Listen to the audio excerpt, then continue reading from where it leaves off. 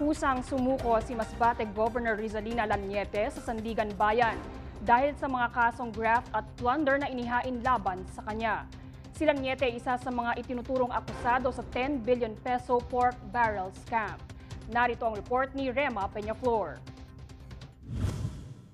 Kusang sumuko ang dating kongresista at ngayon Masbate Governor Rizalina Siachon Laniete sa Sandigan Bayan dahil sa kasong graft at plunder. Isa si Laniete sa mga co-accused ng 10 billion peso pork barrel scam. Sinamahan siya ng ilang miyembro ng kanyang pamilya at ng kanyang abogado. Kinasuhan si Laniete na nakinabang umano ito sa kickback ng mga maanumalyang NGO ng businesswoman at tinuguriang pork barrel scam queen na si Janet Lim Napoles.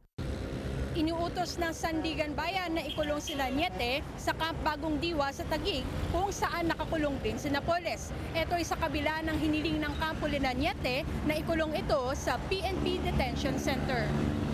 Nirerespeto ng kampo ni Laniete ang desisyon ng korte. Hiling ng gobernadora, maprotektahan ito sa mga panganib sa kanyang buhay. Ilang beses na rin siyang na-ambush at yung kapatid niya nga na napatay din sa ambush.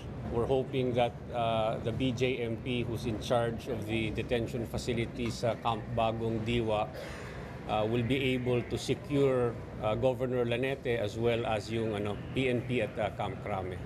Babasahan na sakdal si Laniete sa March 19, 8:30 ng umaga. Ito po inyong kaibigan, Rema Peñaflor para sa Newsite.